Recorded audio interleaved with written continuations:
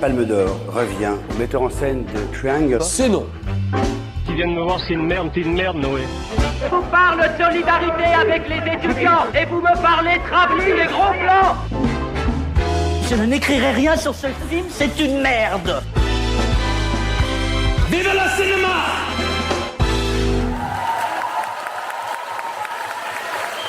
Bonjour, bonsoir à toutes et à tous, 9e jour à Cannes, au programme de ma compétition parallèle spéciale, la cringène de la cringe-tic, à laquelle je suis le seul à avoir accès sur la foi de la proximité de mon périnée avec mes orteils. Hier, j'ai pu... Ça va pas du tout, pardon. Oui, mais parce que les gens ne le savent pas, mais tu as de toutes petites jambes. C'est ça, et il a un très gros périnée. Allez, hier, j'ai pu voir la comédie Heil les copains de Bertrand Lavergne-Maréchal sur 3 adolescents allemands embrigadés dans les jeunesses hitlériennes en 1943. Le pitch officiel parle d'un regard tendre sur l'innocence perdue. Le film comporte une scène de chorégraphie nazie sur une musique originale composée par Vianney, une scène de premier baiser entre deux Hitlerjugend devant un bûcher de livres, et un générique de fin où les 3 acteurs de 15, 16 et 17 ans chantent une chanson dont le refrain est « On ne savait pas, on était jeunes ». Alors, je vais essayer de raconter sans avoir l'air d'inventer, parce que je sens que vous allez croire que j'invente. Bah, franchement... Le film s'ouvre sur un numéro musical, un vrai, avec chorégraphie, 3 ados en uniforme de jeunesse hitlérienne qui font des claquettes dans une cour d'école sur une mélodie de Vianney. À la sortie de l'attaché de presse m'a tendu le dossier en disant « C'est un film qui fait du bien ». J'ai gardé le dossier, pas pour le film, pour me souvenir qu'un jour à Cannes, quelqu'un a dit ça d'un film où des Hitlerjugend font des claquettes. On vit une époque, je sais pas laquelle, mais on la vit en tout cas, ça c'est sûr. Aujourd'hui, la projection d'un film très attendu, Yuki no Oto, le bruit que fait la neige en tombant sur ta tombe.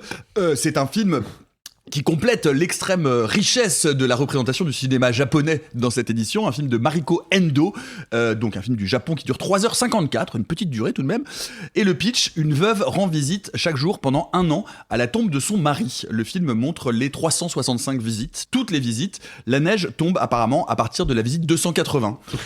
Endo a précisé que la répétition est le deuil, puis a ajouté que le film était un cadeau pour sa mère, l'actrice principale, afin qu'elle apprenne à faire son deuil de papa. La mère d'Endo sera a priori dans la salle ce soir au premier rang. Endo a réservé la place juste à côté d'elle. Eh ben, ça promet. Ça va être sympa. Il y a un truc un peu freudien dans cette sélection quand même. Hein. Tu crois ? Il y a un truc. C'est à Freud. C'est à Freud. Comment ça va la croisouille ? Ça va. La croisouille s'amuse. Ouais. C'est la dernière ligne droite ou presque là. Ah bah oui, on rentre dedans là. On rentre dedans gentiment. On commence à sentir la fin. Alors la fin de vie, la fin de festival, ou les deux. Sophie ne parle plus d'ailleurs, elle a plus de mots. Elle a juste faim. Au programme aujourd'hui, des Espagnols bavardes, des samouraïs bavards, des fermiers taiseux. Mais on commence par un sujet qui manquait à cette compétition, la Russie et la guerre en Ukraine. Allez, oui. Allez, c'est ambiance. le nouveau film du réalisateur russe Andrei Zvagintsev, vieux briscard de la croisette, puisqu'il a déjà obtenu prix d'interprétation masculine pour l'acteur du Bannissement, prix du scénario pour Léviathan et prix du jury pour Faute d'amour. Dans Minotaur, Gleb vit avec sa femme Galina et leur fils dans une ville de province. Il dirige avec succès une entreprise. Sa vie soigneusement ordonnée commence à se dégrader sous la pression de charges professionnelles croissantes et d'un monde de plus en plus instable. Avec le début de l'invasion de l'Ukraine, Gleb perd des collaborateurs importants car ceux-ci émigrent vers l'Occident. Dans le même temps, une décision du gouvernement le contraint à mobiliser 14 de ses employés pour l'opération militaire spéciale. Au même moment, Gleb s'aperçoit que Galina le trompe. Le synopsis dit tout ça ? Ouais. Le synopsis dit tout ça. Le synopsis raconte tout le film. Vous l'avez vu ce matin, c'est fraîché du matin pêché, comme on dit chez Captain Iglo. Alexis ? J'aime pas du tout ce film, bien malheureusement, alors que je l'attendais, hein, ça faisait partie des films de la compétition qui m'intriguaient le plus, et je serais relativement bref, mais le gros problème que j'ai avec ce film-là, c'est qu'il est, à mon humble avis, atteint de sinistrose en phase terminale. C'est-à-dire que je me doute bien que vivre dans un pays en guerre, a fortiori quand la guerre prend de telles proportions que la population civile se voit mobilisée de force pour aller soutenir l'effort du combat, je me doute bien que c'est difficile d'être heureux dans une société comme ça, d'être épanoui, et que donc le plaisir, la joie de vivre deviennent des denrées rares. Mais précisément parce qu'elles deviennent des denrées rares, leurs manifestations sont d'autant plus importantes et d'autant plus précieuses. Et Zvagintsev fait un choix qui est d'emprisonner ses personnages et son spectateur dans un environnement où même les plaisirs les plus futiles de la vie ne sont plus accessibles. Et pour moi, il y a une scène qui symptomatise ce truc-là, qui est donc une scène d'amour entre deux personnages. Et au moment où la relation est sur le point d'être consommée, et ben la caméra effectue une espèce de panoramique circulaire assez stylisée, impeccablement réussie. Hein, là n'est pas la question. Mais moi, j'y vois un mouvement d'esquive. C'est-à-dire que je vois vraiment le cinéaste se dire « Oh mince !» J'avais pas prévu le coup, mais là d'un coup, il y a de la joie de vivre qui apparaît dans mon cadre. Ça correspond pas à l'idée que je veux transmettre dans mon film, donc ça dégage. Et en fait, je trouve le film très artificiel pour cette raison-là. Sophie. Moi, c'est mon impasse critique. C'est-à-dire que le film est tellement froid et tellement lent qu'il y a mon cerveau qui a littéralement fait un petit P très long de 2h20. C'est quoi comme bruit? Je sais pas que ça s'entend. Je suis pas sûr, mais voilà. Non, parce qu'il était très discret. Non, c'est le premier film de ce réalisateur que je vois et je me disais... En fait, ce qui est paradoxal, c'est que le début m'a plutôt emballée. Je me suis dit, ok, il y a des mouvements de caméra intéressants, notamment une espèce de plan séquence un peu tourbillonnant qui, pour moi, était représentatif d'une forme de paranoïa due à la tromperie Et en fait, ce qui aurait pu m'intéresser, c'est que ce personnage central masculin qui, du coup, découvre que sa femme le trompe, il est chef d'entreprise, on lui demande très rapidement de choisir des employés pour les envoyer au front de force, quoi. Et en fait, je me suis dit, vous savez, on a tous entendu si tu suspectes une infidélité dans ton couple, c'est que t'as des choses à te reprocher. On l'a tous entendu, genre cette notion de culpabilité qui fait que tu deviens paranoïaque sur l'autre parce que tu projettes. En fait, je me suis dit, waouh, c'est hyper intéressant en fait que ce personnage-là qui est fondamentalement une horrible personne projette quelque chose sur sa femme, sauf que sa femme, on voit qu'elle échappe globalement à une situation de couple empoulée, globalement tragique et monocorde, sans être non plus atroce. Et en fait, du coup, je trouve que le film patine, il patauge un petit peu dans son concept un peu intellectualisant, et surtout, il est tellement dénué de vie que j'ai beaucoup de mal à m'accrocher à quoi que ce soit. Donc c'est un peu mon impasse critique, même si j'ai dit beaucoup de mots qui ont l'air de faire une phrase. Arthur. Je suis pas du tout d'accord, c'est intéressant. Moi, j'ai découvert son cinéma avant de venir ici. Je vais essayer de pas être trop long parce que j'ai quand même beaucoup de choses à dire, mais je sais pas à quel point je me garde pas des armes pour la sortie du film. Il a toujours creusé le tiraillement d'une famille dans un contexte politique. Léviathan, c'est sur l'expropriation de terres par une mairie qui provoque littéralement une tromperie dans une famille. Faute d'amour, c'est la difficulté dans la société russe d'accéder au divorce dans des sphères de petite bourgeoisie qui amènent à la disparition d'un enfant. Et donc là, il creuse ce sillon-là. Il le fait de manière beaucoup plus frontale, c'est-à-dire que là, il dit concrètement « Bonjour, je vais vous parler de la guerre ». Et il le dit, et il le martèle, et donc moi, pendant la première demi-heure, 3/4 d'heure, je suis là, je t'ai connu plus fin, je t'ai connu plus subtil, je t'ai connu moins bas du front, entre guillemets. Sauf qu'en fait, il le fait dans un geste que je trouve extrêmement fort, puisque c'est un remake de La femme infidèle de Chabrol. La femme infidèle de Chabrol, c'est un film qui se place dans un foyer bourgeois, parisien, lambda. Qu'est-ce que ça raconte de vouloir raconter cette histoire-là dans la Russie en guerre non, pas dans la Russie en guerre, dans un couple bourgeois de la Russie en guerre, couple bourgeois qui du coup est confronté au quotidien de la guerre par le prisme de vidéos que regardent les collègues, par le prisme de panneaux publicitaires, par le fait que si on retire un peu ses œillères, on peut voir des gens qui marchent dans la rue avec un moignon. Mais eux, ils ne le ressentent pas, ils ne le voient pas. Lui, il y est confronté parce qu'à un moment, il doit prendre cette décision effectivement d'envoyer 14 personnes de son entreprise sur le front. Mais au final, quel est le plus grave ? De devoir envoyer des gens à la guerre ou que sa femme le trompe. Et donc là se joue tout un jeu de valeurs, toute une prise de décision à plein d'endroits, et je trouve que du coup, rajouter une couche de Chabrol au milieu de ce conflit-là, je trouve que c'est un vrai défi de scénario que je trouve assez brillant et que je trouve très très bien fait. Je conclurai en disant que malgré tout, Léviathan et Faute d'amour avaient une espèce d'ampleur de mise en scène et une espèce de travail sur l'image, la séquence, le mouvement qui était vraiment vertigineux, que je ne retrouve pas beaucoup ici. Et donc en ça, je suis assez déçu. Je pense que c'est pas son meilleur reste Léviathan, mais ça reste pour moi de haute volée. Simoun. Le retour, le bannissement, Elena, Léviathan, Faute d'amour étaient des films absolument admirables, les deux derniers. Franchement, d'énormes chefs-d'œuvre, et qui, en gros, ont toujours suivi à peu près le même principe. On est immergé au sein d'histoires, au sein en général de structures familiales, qui, effectivement, décrivent soit la Russie, soit ce que la Russie, les institutions, l'état d'âme de ce pays à un instant T font sur ses habitants. Et ça a toujours été, me semble-t-il, chez Zviagintsev, impeccablement orchestré et dosé. C'est-à-dire que quand vous découvrez Léviathan ou Faute d'amour, si vous ne connaissez pas la Russie, si vous ne vous intéressez pas spécialement au fonctionnement de ce pays, vous n'allez pas vous dire « Oh, quelle incroyable métaphore de la Russie !» Vous allez d'abord être immergé dans une histoire extrêmement bien racontée, excellemment mise en scène. Et pour moi, c'est cette grande quantité de vie, en fait, c'est cette grande quantité de vie qui faisait la force du cinéma de Zviagintsev. Or là, j'ai l'impression que les équilibres se sont un peu inversés. On voit partout, tout le temps, la métaphore. Le Minotaure, c'est effectivement ces bourgeois qui sont dans leur labyrinthe et à qui on sacrifie des corps de prolétaires. Ouais. C'est lui qui va, et comme on l'a déjà dit, envoyer des gens sur le front. C'est lui qui va se dire l'amant de ma femme, est-ce que j'ai vraiment envie qu'il existe, ce monsieur ? Et le problème, c'est que comme je vois d'abord la finalité de sa métaphore avant de voir le récit, du coup, je suis un peu à distance. Je suis moins investi émotionnellement et donc moins intéressé. Néanmoins, attention, ça reste impeccablement filmé, très bien interprété. Alors c'est extrêmement funèbre, extrêmement déprimant comme film. Et ça reste une excellente proposition. Je la trouve un petit peu théorique et mécanique. Allez, le film va sortir le 14 octobre, donc nous aurons l'occasion de vous en reparler. Néanmoins, vous allez quand même faire un petit tour de palmomètre. Vu le palmarès personnel de Zviagintsev à Cannes, il y a de fortes chances qu'il puisse choper une palme d'or ou alors un prix prestigieux type Grand Prix, ce genre de choses. Personnellement, je le souhaite pas parce que je pense que pour la palme, il y a des candidats quand même nettement plus sérieux. Simon. Absolument d'accord avec tous les mots, toutes les inflexions, inspirations prononcées par Alexis. Pareil. Dodo. Le dodo d'or. Le dodo d'or. Le film de l'extinction vitale.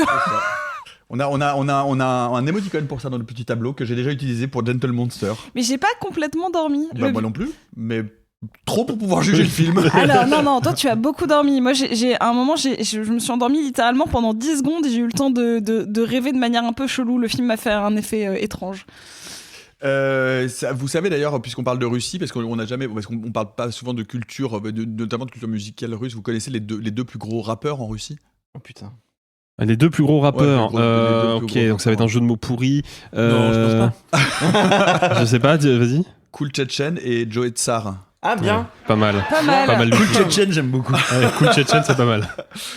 Autre briscard de la compétition, c'est le grand retour de Pedro Almodóvar, qui lui aussi a déjà décroché prix de la mise en scène, prix du jury et prix du scénario, mais jamais la Palme d'Or. Son nouveau film Amarga Navidad, Noël amer en français, mais autofiction pour le titre d'exploitation, suit en parallèle le destin de Raoul, scénariste très proche d'Almodóvar, qui écrit l'histoire de Elsa, elle-même scénariste et réalisatrice, et qui se réfugie dans le travail pour surmonter son deuil. Lorsqu'une crise d'angoisse l'oblige à faire une pause, elle décide de partir à Lanzarote avec son amie Patricia pendant le long week-end de la fête de la Constitution de 2004, tandis que son petit ami Beau, qui est stripteaseur et pompier, reste à Madrid.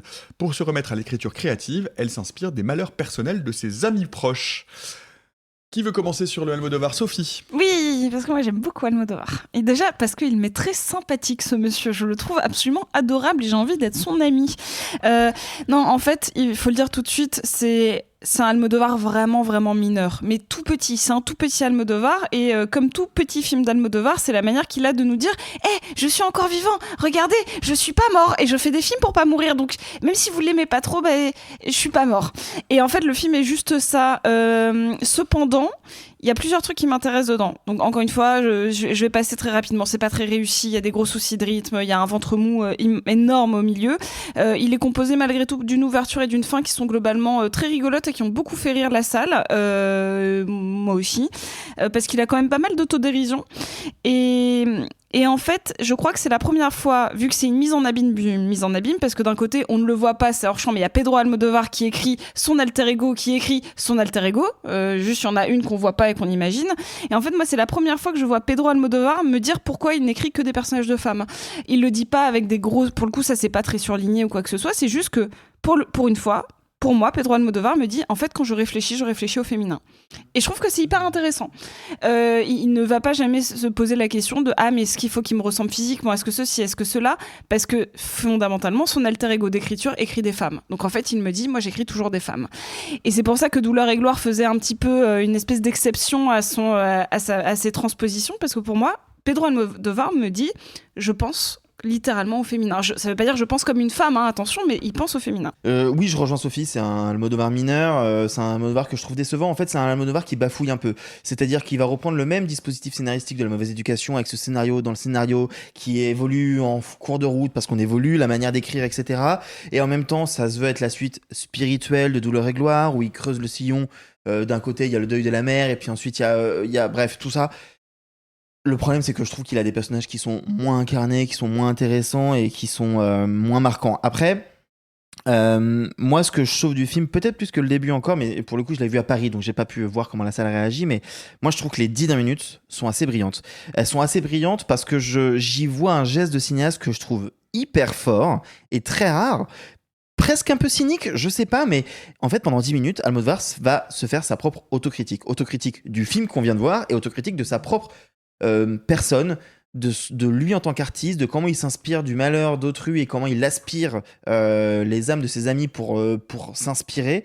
C'est un geste que je trouve vraiment radical et très étonnant, surtout qu'il intervient après un film qui est pas neurasthénique non plus, mais qui s'en approche quand même. C'est un film qui est décevant, mais que la fin sauve vraiment.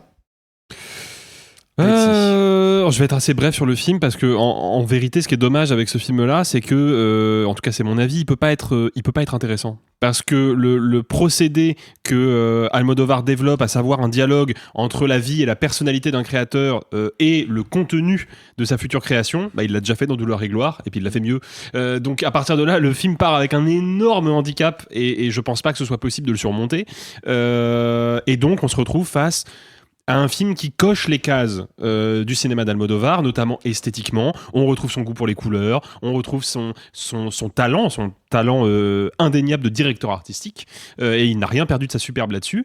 On retrouve sa capacité, mine de rien, à toujours tirer des actrices, des performances qui sortent des sentiers battus, qui sont toujours très sensibles, mais qui ont leur propre singularité. Enfin, c'est vraiment un immense directeur d'actrice. Donc on retrouve tout ça, mais au bout d'un moment, il l'a déjà tellement bien fait des dizaines de fois que le film est totalement dépourvu de fraîcheur.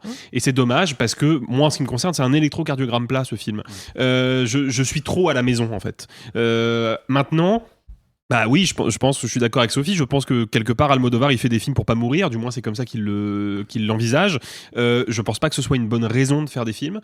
Par contre, ça fait que il est vrai qu'on vit dans un monde où Pedro Almodovar existe toujours, et j'ai pas envie de vivre dans un monde où Pedro Almodovar n'existe plus. En fait, ce serait assez triste.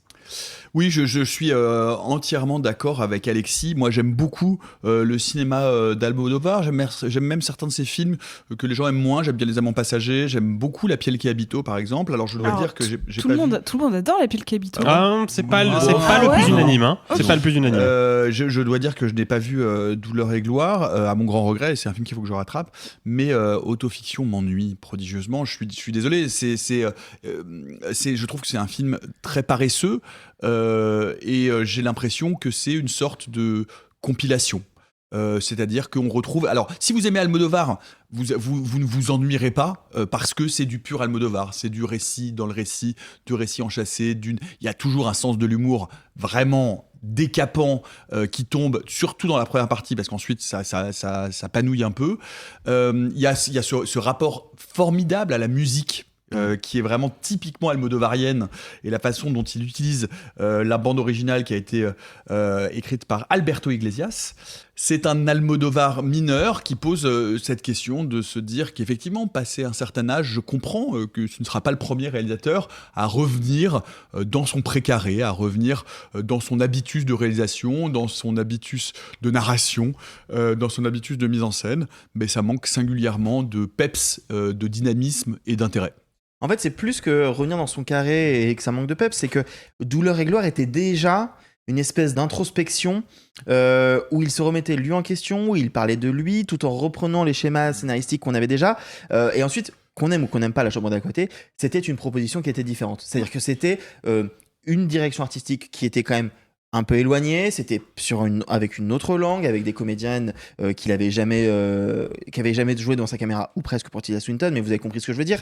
C'était un film qui se détachait, qui essayait d'être un truc renouveau. Là, j'ai l'impression qu'il fait vraiment Douleur et Gloire bis, en un peu moins bien. Je trouve que le personnage d'Antonio Banderas dans Douleur et Gloire, qui joue donc Almodovar, était beaucoup plus touchant était Ah ouais, beaucoup plus complètement. attachant, beaucoup plus mélancolique et triste en fait. Et là, j'ai l'impression que c'est presque la version faussement en colère. Pour moi, le geste de fin qu'il a, c'est un peu lui qui dit bon, j'ai peut-être été un peu un connard, mais du coup, intéressant comme geste de cinéma, mais c'est long pour en arriver jusque-là. Bah, oui et non, je voudrais quand même essayer de le sauver un tout petit peu parce qu'encore une fois, je vais pas dire que c'est un grand film, c'est à peine un bon film, mais je trouve qu'il y a toujours chez lui une sincérité, une honnêteté qui est assez, qui est toujours fraîche hein, malgré tout. Là où son film semble réchauffer à plein d'endroits, il y a toujours là notamment par rapport au film de plateforme et par rapport à la critique de son auto-travail et même à la critique de son travail mineur. Parce qu'en fait, lui-même dans le film dit j'ai fait un tout petit film. Ouais. Et il le dit. Oui. Et je trouve ça trop bizarre. Parce que j'étais un peu en mode, mais c'est bizarre d'admettre ça au sein de ton film. Et en même temps, ça questionne, parce que je trouve que c'est un film qui ouvre beaucoup de questions. Et je trouve qu'il le fait avec des super performances, tout en disant, bah regardez, je suis toujours là. Moi, il y a ce plan qui est toujours là chez Almodovar qui me fascine, c'est quand tu as deux visages de femmes côte à côte, avec une couleur en fond, et qu'il y a quelque chose de très carte postale. Et j'aime aussi toujours son travail des dialogues qui a l'air un peu pile entre le cinéma d'auteur et la telenovela, qui est littéralement son style et qu'il n'a pas perdu. Moi, il y a un truc, il y a une petite flamme, elle est très petite, mais elle est là. Et je voudrais juste souligner qu'il y a Victoria Luengo dans le film qu'on a vu également dans Le Sorogoyen et qui est aussi superbe. Et je suis contente de voir qu'elle est dans 2 films à Cannes. Et puis il y a aussi Rossi de Palma qui est là. Voilà, un micro là. Ouais, mais elle est là. En fait, ça me fait toujours plaisir de la voir. Je conclurai juste, si ça vous... Ah ouais, bien sûr. Je conclurai juste, quand même, il y a un truc de... Je comprends pourquoi Thierry Frémaux prend ce film-là, c'est-à-dire essayer de capter un petit peu ce qui se fait dans les cinémas, dans les cinéastes habitués, etc. Je comprends pourquoi il le prend. Je trouve que le film ne mérite pas d'être compète. Il ne mérite pas d'être en compète, il aurait dû être en séance spéciale ou en... Ouais. Parce que autant... En cas de première. Ouais, c'est ça, parce que Douleur et Gloire, pour moi, non seulement il méritait d'être en compétition, mais il méritait d'être au palmarès. La Chambre d'à côté, on n'aime pas le fait qu'il repart avec le Lion d'Or, c'est que c'était quand même au-dessus de la compétition. Celui-là, non seulement il va passer inaperçu, mais en plus le film sort en salle au moment où on vous parle et il va pas prendre. Mais je pense que ça a été décidé par le comité de sélection justement au moment où la Chambre d'à côté a contourné Cannes pour plutôt aller à Venise, et ils ont bien fait puisqu'il a pris la récompense suprême là-bas. Je pense qu'à ce moment-là, le comité de sélection s'est dit bon, bah c'est pas compliqué, quelle qu'en soit la qualité, le prochain Almodovar, c'est chez nous en compétition officielle. Et du coup, on se retrouve guéguerre des festivals. Quoi. Oui, mais du coup, on se retrouve avec un film qui effectivement pâtit du fait d'être en compétition parce qu'il n'a pas le niveau de la concurrence du tout. On serait moins dur s'il était ailleurs. Bien sûr. Mais moi, je dis aux gens qui nous écoutent et qui ne sont pas à Cannes et qui veulent aller voir un Almodovar, mais je veux dire, vous allez passer un bon moment. Ah oui, vous allez passer un bon moment. C'est un Almodovar mineur, mais c'est pas du tout un mauvais film. Tout à fait d'accord. Moi, c'est un peu la qualité de Madres Paralelas. Là, je suis désolé. Ouais. Un petit tour de palmomètre ? Rien. Oh, rien du tout. Alors on va passer à Un certain regard et un film d'animation français, Le Corset de Louis Clichy. Dans une ferme au cœur de la Beauce, Christophe a 11 ans et règle ses pas sur ceux de son père, agriculteur, mais à l'école, à la maison, sur le tracteur, Christophe penche et tombe. C'est normal parce qu'il a une très très méchante scoliose, il est obligé donc de porter un corset pour filer droit. Tandis que la ferme traverse des moments difficiles, Christophe grandit comme il peut, il découvre la musique, notamment l'orgue, et fait la rencontre de Clara avec qui tout semble devenir possible. Sophie. C'est un vrai petit coup de cœur, Le Corset, parce que c'est déjà une forme d'animation 2D absolument sublime, avec un travail aquarelle qui en plus passe sans rappeler les dessins de Sampé sur les visages, les expressions. Donc c'est un film qui t'installe dans une douceur visuelle très très agréable, très douce, et en fait c'est bizarre, mais parce qu'à une époque faire de la 2D c'était être dans l'air du temps. Aujourd'hui c'est une forme d'originalité très singulière de refaire de la 2D et de faire de l'aquarelle, et ça c'est au service d'une histoire de ce petit garçon, de sa scoliose, et en fait c'est rigolo parce que je vous ai parlé de Gabin, enfin Alexis aussi on vous en a parlé de ce documentaire sur ce garçon qui ne sait pas choisir entre l'agriculture maternelle ou la boucherie paternelle. Et là, en fait, on est un petit peu sur ce même questionnement de ce jeune garçon qui est attiré par autre chose que l'agriculture. Et puis, c'est composé de beaucoup de personnages bienveillants. Je pense notamment à la mère, qui est très douce, de la petite sœur, et surtout de ce personnage de Clara, qui est une amoureuse... une amoureuse, une amie, une confidente, enfin un personnage évolutif, tout en singularité, et il y a un travail de la musique et notamment de l'apesanteur dans ce film qui est parfaitement réjouissant. Alexis. Bah oui, c'est vraiment une très jolie petite pépite, Le Corset, parce que c'est un film qui vient du cœur. Déjà, et ça se sent, c'est-à-dire que le film est vraiment traversé de part en part par une sincérité absolument bouleversante, et puis parce que encore une fois, il y a une raison pour laquelle certaines histoires sont racontées en animation et pas en live action, c'est que ça permet d'ouvrir le champ de la représentation, parce que de fait le film va travailler cette espèce de c'est pas une dimension à proprement parler fantastique, mais c'est une imagerie fantastique autour onirique plutôt, exactement, t'as raison Nico, c'est plus onirique que fantastique, autour de ce corset qui limite les mouvements du personnage, mais qui fait que du coup là où son corps ne peut pas aller, là où son corps ne peut pas se mouvoir, c'est son imaginaire qui va prendre le pas, et ça passe notamment par des moments de pur onirisme qui aurait été vraiment très compliqué et très casse-gueule à figurer en live action. Or, l'animation permet d'ouvrir cette porte-là et donne à ce récit qui est, au bout du compte, et je dis ça sans mépris aucun, une petite histoire. Voilà, c'est l'histoire d'un petit gamin dans une famille d'agriculteurs de la Beauce qui se retrouve à porter un corset. C'est pas une histoire d'une ampleur gigantesque en soi, mais le recours à l'animation, à cette animation spécifique à base d'aquarelle, fait que d'un seul coup on donne à cette histoire-là une dimension, une profondeur, un symbolisme qui fonctionne du feu de Dieu. Et c'est vraiment un chouette film et c'est très émouvant. Oui, alors moi je vais aller un cran plus loin. Je trouve que ce film est une petite merveille, vraiment. Il va sortir en salle, il y a déjà une date, c'est le 14 octobre. On vous en reparlera évidemment, mais c'est une merveille à tout point de vue. Graphiquement, de l'animation en aquarelle, j'en ai pas vu souvent, c'est sublime, dans des tons qui sont des tons un peu à la fois un peu beige et bleu pastel.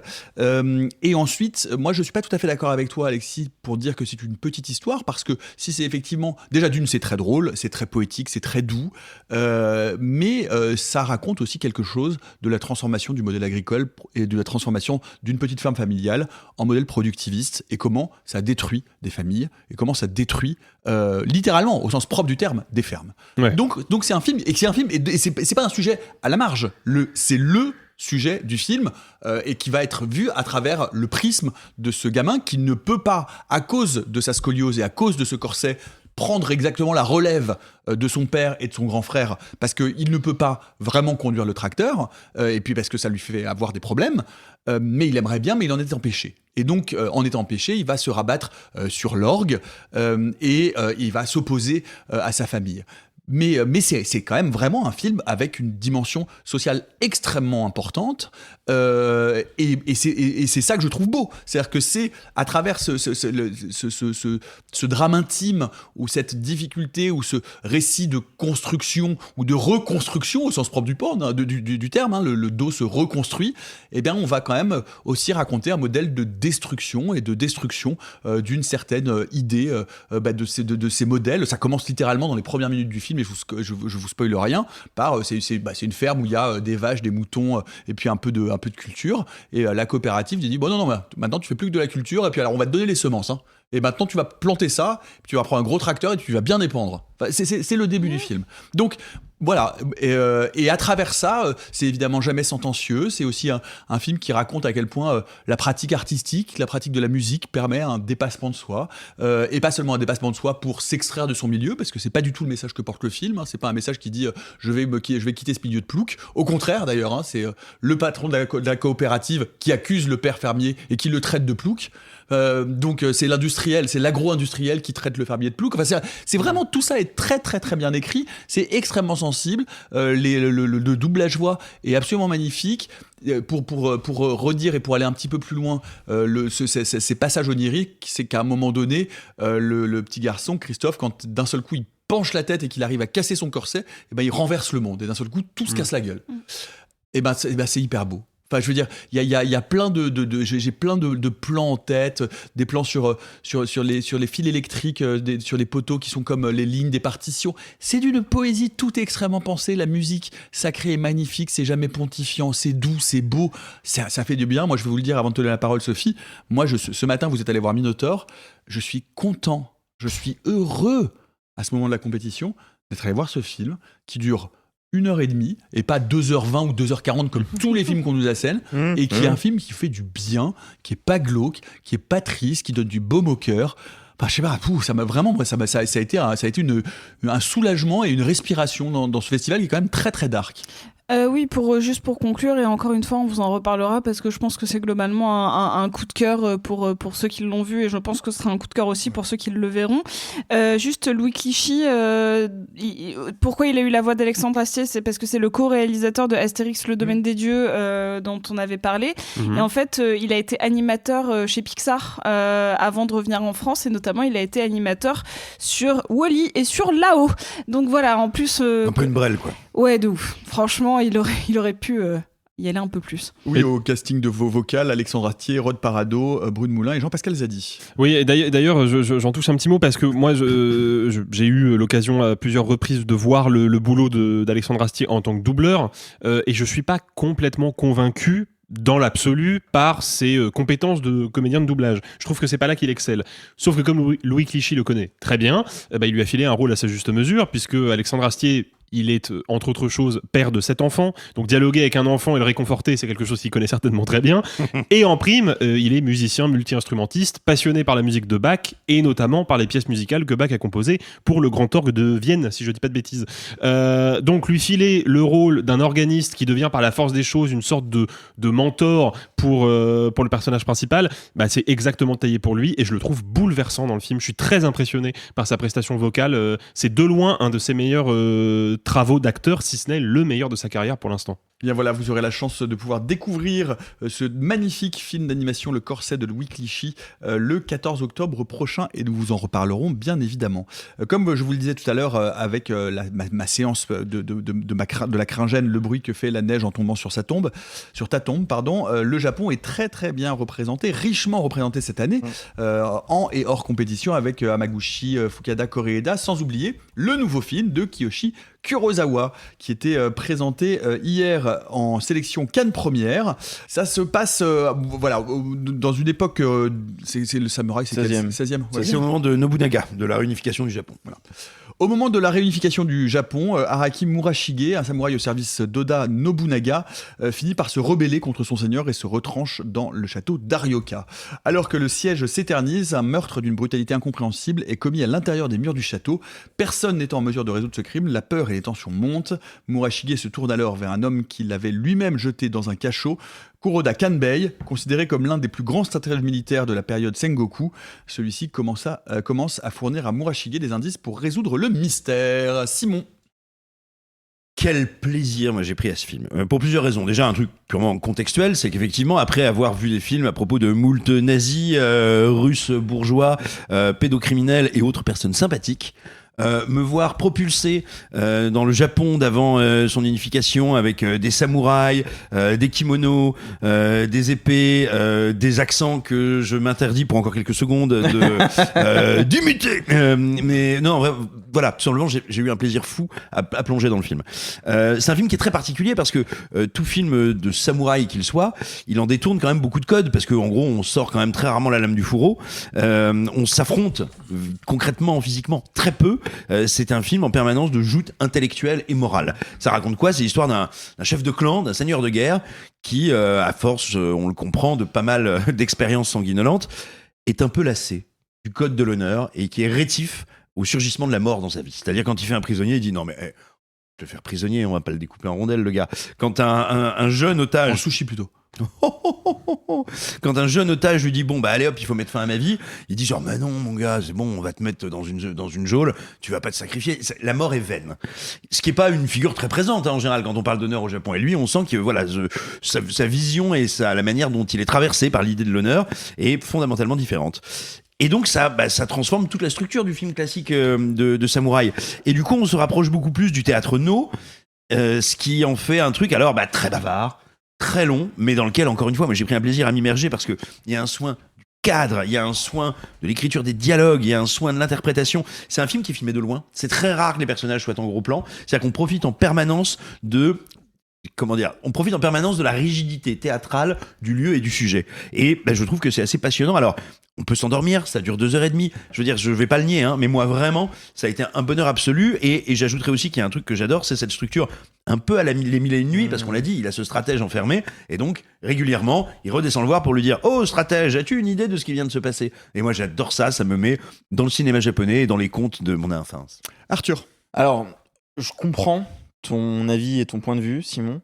Il est vrai qu'effectivement, il y a cette structure un peu à la mille et une nuits, c'est donc en 4 saisons. Mais le problème, c'est que je trouve que même si ça me passionne sur le papier, j'ai l'impression que c'est plus un exercice de style scénaristique plus qu'un vrai long métrage, parce qu'effectivement, tu l'as dit, à 4 reprises, le samouraï va aller voir le prisonnier pour lui demander de résoudre un mystère. Oh bah tiens, comment cette flèche a pu arriver sur le petit otage? Oh bah tiens, comment mon pot à thé a-t-il disparaître? À 4 saisons, 4 mystères, 4 résolutions en partie ou pas du prisonnier, et 4 manières de créer du lien ou pas, et de voir l'évolution de la relation entre le personnage et son prisonnier. C'est très intéressant sur le papier, t'as tout à fait raison. C'est-à-dire qu'on a l'impression qu'on voit un film de samouraï des années 50, filmé un peu comme les films des années 50. Il doit y avoir, à tout et pour tout, peut-être 30 secondes de bataille où t'as 50 soldats de l'autre côté. Il y a une scène avec un double assassinat dans un petit champ qui dure vraiment 10 secondes. Et c'est les seules scènes d'action du film, je crois, sur 2h30. Donc il n'y a vraiment rien, ce n'est que verbeux. C'est passionnant sur le papier. Moi, je regarde ça, je trouve ça intéressant au début. Puis on arrive à la 2e saison, je trouve ça pas mal. Et puis la 3e saison, elle est longue, sa mère. Et en fait, je me dis, mais là, je comprends plus ce que tu veux me raconter. Alors, à tel point que je suis sorti en te disant, mais j'ai pas bien compris déjà pourquoi tel personnage a dit ça à la fin de la 4e saison. Enfin, en fait, il y a un moment où c'est pas qu'on se perd dans les personnages. À vrai dire, c'est plutôt bien écrit en ce sens-là. C'est-à-dire qu'on comprend très bien qui sont les deux camps, qui se place où dans le clan, quelle est la hiérarchie, etc. Mais c'est juste un moment un peu redondant. Et je trouve surtout que il s'est fait plaisir. Alors tant mieux, c'est la première fois que Kurosawa fait un film en costume, et c'est très bien, il faut expérimenter, il faut pouvoir essayer de moderniser ce genre-là qui est quand même très daté. Mais j'ai vraiment l'impression de voir un truc un peu pour se faire kiffer, et pour s'amuser avec sa plume, plus que pour faire un vrai long métrage qui mérite d'être à Cannes. Je suis peut-être un petit peu dur, je le précise. Moi, je vais être entre vous deux. Il y a un plaisir évident. Déjà de moi en tant que spectateur de me plonger dans cet univers de samouraï, et de Kiyoshi Kurosawa de faire un film d'époque. C'est marrant, ça me fait penser de manière un peu distincte, mais au Cendres du Temps de Wong Kar-wai, qui s'est testé aussi au film de samouraï, et sur un ton très très contemplatif aussi. Alors pour le coup, vous savez à quel point j'aime Wong Kar-wai, celui-là a plus réussi. T'aimes pas les Cendres du Temps? Je déteste les Cendres du Temps. Ah, moi j'avais plutôt bien aimé. Bon bref, voilà. Non, mais c'est intéressant de faire le parallèle de deux réalisateurs qui n'ont pas l'habitude du film historique et du film de costume, et du film de samouraï, et de la façon dont ils s'en emparent. Ensuite, je trouve que c'est un Kurosawa mineur. C'est-à-dire que c'est effectivement très long. Je n'exclus pas totalement le fait que de voir ce film qui est extrêmement bavard, qui ne repose que sur du dialogue pendant 2h30, en plein milieu d'une compétition le soir tard, ça n'aide pas à avoir envie de lui faire des câlins. Néanmoins, la photo est absolument impeccable. Oui. Le récit policier, parce que c'est véritablement, ce qu'il faut savoir, c'est que c'est véritablement une enquête. 4 enquêtes. Enfin, 4 enquêtes, mais qui n'en sont qu'une, et qui vont arriver à un point de révélation final qui va lever le voile sur l'intégralité et passer un fil entre chacune des saisons et chacune des intrigues. Bon, voilà. Ensuite, je trouve ça effectivement beaucoup trop long. Mais je sais gré à Kurosawa de déployer toute la virtuosité de sa palette de metteurs en scène.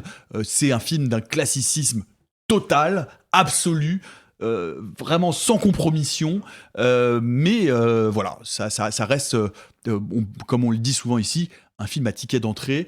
Il faut beaucoup aimer les samouraïs, pour pouvoir aimer vraiment le château d'Arioka. Mais tu vois, tu disais que effectivement c'est très classique, c'est pas très moderne surtout, je trouve. Non. Et alors ? M'en fous. Non mais okay. Non, vraiment, moi justement, ça fait partie de mon plaisir, de cette recréation d'un autre style, d'une autre école de narration. Je voudrais juste ajouter moi un tout petit truc, c'est que vous avez tout à fait raison quand vous dites que le film est très bavard, ça ne s'arrête jamais de causer. Néanmoins, ça n'est pas, me semble-t-il, qu'un film d'écriture et qu'un film de dialogue, parce qu'il y a un soin apporté dans la composition des plans. Moi, il y a des moments où, quand il y en a un, il suffit qu'il ait un petit mouvement d'épaule pour que je sois là. Waouh, il va se passer un truc. Non, mais tu vois, vraiment, je J'étais fatigué aussi. Les quelques scènes en extérieur, je les trouve d'une beauté. Il faut parler de la photographie, qui a des couleurs très profondes. On dirait il y a des moments où on dirait vraiment un vieux film en Technicolor, quoi. Enfin, je vous dis, bon, moi, ça a été un plaisir. Alors, un plaisir peut-être à ticket d'entrée, un plaisir peut-être un peu complaisant aussi, hein. Mais qu'est-ce que j'ai aimé ça, quoi. Eh bien, c'est le château d'Arioka de Kiyoshi Kurosawa, qui n'a pas encore de date de sortie en France. Mais qu'un distributeur, Arthouse. Et qui est un distributeur Arthouse. Allez, on passe à notre pause pipi collective avec 2 films aujourd'hui. Peut-être qu'on peut commencer, Simon, par parler. Alors, c'est une pause pipi, on fait pipi croisé. Si tu veux bien. Faut pas croiser les jets, il paraît que faut pas croiser les flux, attention. Ouais. Il se passe des trucs. Sur un film d'animation d'Olivier Clerc qui s'appelle Lucy Lost, qui a été projeté en séance spéciale, qui sortira en France le 28 octobre et dont nous sortons tout juste. Simon, qu'en as-tu pensé ? Alors, j'en ai pensé que maintenant, ça va bien, hein, et Olivier Clerc, il serait gentil de venir me rendre les 4 litres d'eau salée qu'il m'a volé derrière les yeux pendant la séance, parce que bon, ça va, moi je suis pas venu ici pour pleurer, quoi, relou. Écoutez, non, c'est pas si fréquent de tomber sur du cinéma d'animation qui s'adresse explicitement aux plus jeunes, mais qui le fait avec un talent, un soin, et je dirais sans doute un sens de la responsabilité que ça représente de s'adresser aux enfants, qui en font de toute façon un excellent film. On est face à une histoire qui commence comme du merveilleux, un peu miyazakien, qui aurait été déplacé sur la côte du Pays de Galles ou de l'Irlande, je ne sais plus. Enfin bref, pas loin de chez nous, quoi. Et qui commence, voilà, comme un truc très tendre, très candide. Et puis on va virer légèrement au fantastique, puis foncièrement au fantastique, au merveilleux et surtout au romanesque. C'est un grand récit d'acceptation de l'autre, de reconnaissance ou pas d'ailleurs de la différence, et qui, va vraiment passer par une grande odyssée initiatique, à la fois d'introspection et de poésie. C'est ultra accessible, c'est très beau. Moi j'ai trouvé la musique, alors parfois un peu forte en termes de mixage, mais je la trouve très très très très belle, et c'est peut-être une des plus jolies séquences d'ouverture qu'on a vues cette année à Cannes. Oui, c'est très très, c'est ce que dit Simon est très juste. Je dois dire que, alors c'est très Miyazaki-esque, hein, oui. Le trait, le dessin, tout, vous allez retrouver. Ça ne cache pas ses inspirations jusqu'au vent qui courbe l'herbe. Vous savez exactement, vous avez l'image en tête chez Miyazaki. Et j'ai commencé le film en me disant oula, c'est un peu cuculapraline et c'est vraiment jeune public. Et en fait, pas du tout. Et en fait, le film se déploie, et en fait, le film déploie un propos qui est même vraiment très fin, très intelligent. Il nous parle, voilà, ça se passe sur une petite île en Grande-Bretagne, mais ça se passe pendant la Première Guerre mondiale. C'est un film qui assume de parler de la guerre du point de vue des enfants. Et c'est très très malin, c'est très bien écrit, c'est très beau. Et c'est un super. Là aussi, je veux dire, bravo les lesbiennes, mais bravo l'animation française. Aussi. Les deux en même temps. Parfois. Alors, je sais pas, bravo les lesbiennes animatrices. Ouais, c'est ça surtout. On les embrasse. Vous êtes 4 les filles, mais on est là. Donc non, Lucy Lost, vraiment une excellente surprise, et pareil, vous entendrez parler à nouveau, et on essaiera même de vous le remontrer dans d'autres endroits et à d'autres moments. Ah bon, où ça ? Je ne sais pas. On verra. Et en vite fait mal fait, Simon, tu veux nous parler de Dora, non pas l'exploratrice, mais de Julie Young, qui était projetée à la quinzaine des cinéastes. Oui, moi c'est un film que j'ai énormément apprécié et dont j'aurai grand plaisir à vous reparler peut-être en d'autres lieux et d'autres cadres. Alors si vous vous penchez un petit peu sur le film, vous allez sans doute lire que c'est une volonté d'adaptation d'un des textes de Freud sur une de ses patientes, Dora. Ne vous inquiétez pas de ça, n'allez pas voir là-dessus, c'est-à-dire que oui, c'est vrai, c'est le cas, mais c'est pas, vous n'avez pas besoin d'avoir aucune notion, aucune connaissance sur les travaux de Freud pour apprécier le film. En gros, c'est l'histoire d'une toute jeune femme, enfin qui est justement à la frontière, qui est plus une ado, pas encore tout à fait une adulte, qui est particulièrement mal dans sa peau. Elle a des parents grands bourgeois sud-coréens qui sortent de burn-out. Elle est foncièrement agoraphobe, elle somatise, j'allais dire comme une cochonne, c'est bizarre. Non. Elle somatise fort, c'est-à-dire que sa peau, ça ressemble à la baie de Somme après 1918. Et puis là, il se trouve que comme toute cette famille va mal, cette famille se dit, mais si on allait dans notre maison de campagne qu'on n'utilise jamais, on est con, quoi. Et donc, mais vraiment, c'est ce genre de super famille. Et donc, ils se retrouvent dans cette maison de campagne, à côté de laquelle vivent des vieux copains qu'on n'a pas vus depuis bien longtemps, qu'on méprise un peu, mais qui sont quand même bien sympas et qui font pousser de très bons fruits et légumes dans leur jardin. Et alors que tout le monde se regarde un peu entre quatre yeux, en chien de faïence, et s'apprécie finalement très moyennement, pour cette jeune fille, Dora, ça va être une occasion incroyable de se révéler. Parce que, attention, elle est mal dans sa peau, mais elle n'est pas non plus au bord du suicide. C'est ça qu'il faut comprendre. Elle est mal dans sa peau, comme plein d'adolescents et d'adolescentes à ce moment-là de leur vie peuvent tout simplement galérer, quoi. Et là, le fait de plus être en ville, entouré des bullies de sa classe, le fait d'être au soleil avec les petits gamins des voisins dont elle peut s'occuper, qu'elle peut aider, le fait que le voisin, c'est un peintre raté, mais il aimerait bien la peindre. Que la voisine, c'est une comédienne ratée, mais elle aime bien rigoler et boire des coups avec elle. Et tout d'un coup, elle s'ouvre au monde en général et à la séduction.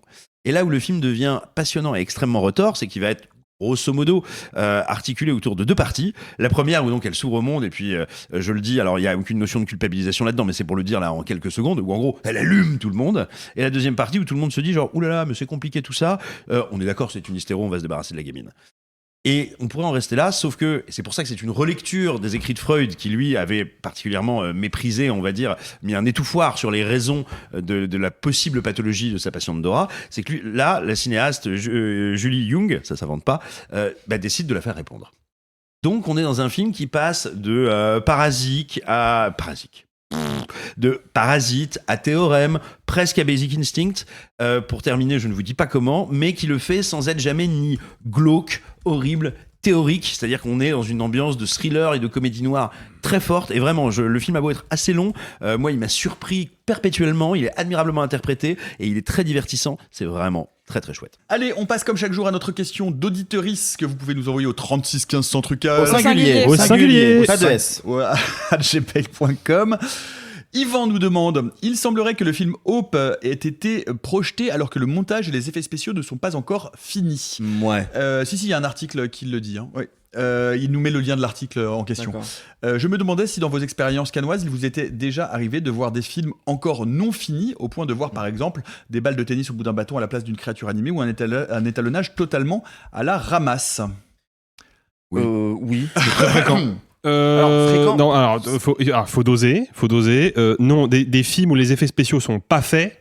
Ça, non. Non, bien sûr. Ça n'existe pas, ça. Pas fini, ça m'est déjà arrivé, moi. Oui, bien sûr, mais pas fini. Mais alors, faut s'entendre quand on dit pas fini. Moi, j'ai vu Once Upon a Time in Hollywood de Tarantino. Il y avait pas de générique de fin et il manquait 2 ou 3 séquences parce il était pas encore sûr de les garder dans le montage.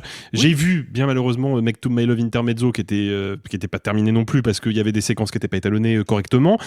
Mais en général, t'es minimum à 70% de finition. Voilà, c'est que tu tombes jamais sur une séquence où il n'y a pas d'étalo, il y a le son direct, les effets spéciaux sont pas faits. Ça, je l'ai déjà vu, mais pas à Cannes. C'est jamais à Cannes, quoi. C'est jamais à Cannes. Ça, c'est les trucs de travail qu'on envoie aux distributeurs. Bien sûr. Alors, je me permets de citer l'article que nous a envoyé notre auditeur, qui est un article d'ailleurs en coréen. Mais néanmoins traduit en anglais, où Na Hong-jin dit la projection à Cannes était une répétition technique. Et il dit, donc c'est intéressant, et il dit The sound and visual departments are practically at war right now. Alors ça veut dire le film était terminé à nos yeux et le public a dit non, c'est pas assez, donc on repart au travail. Ça veut pas dire que le film était pas terminé consciemment. Hein. Alors je voudrais juste pour ajouter une petite nuance. Moi, ce que je sais, c'est que le DCP, c'est-à-dire la copie du film, est arrivée 2 jours avant la projection, ce qui veut dire en tout cas qu'ils étaient au moins en train de travailler jusqu'au dernier moment, parce qu'effectivement on peut pas dire ou prédire dans quelle mesure il va y avoir encore retravail, ça on n'en sait rien tout simplement, mais oui, c'est un film qui était en cours de finition, mais c'est un truc qui arrive en fait soit parce que le festival veut avoir la primeur, soit parce qu'un film met les bouchées doubles pour être visionnable à temps. Moi je crois que la toute première année toute première édition cannoise que j'ai faite, c'était l'année où il y avait le Che de Steven Soderbergh, qui est un film injustement oublié. Le film n'était pas terminé du tout. Hein.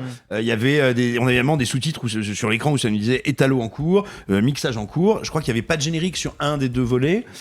Et quand je dis que c'est très fréquent, ça veut pas dire un film sur 2 à Cannes, mais ce que je veux dire, il y a dans chaque édition, il y a toujours un film qui arrive ric-rac et qui est encore en cours de travail. Cette année, c'est le Coward aussi de Lucas Dont qui a été envoyé au comité de sélection la veille de la clôture, alors qu'ils n'avaient pas du tout fini le montage, l'étalo, quoi que ce soit. Et du coup, ils se sont dit on l'envoie parce qu'en fait, Lucas, t'as beau me dire que ton film il est pas prêt.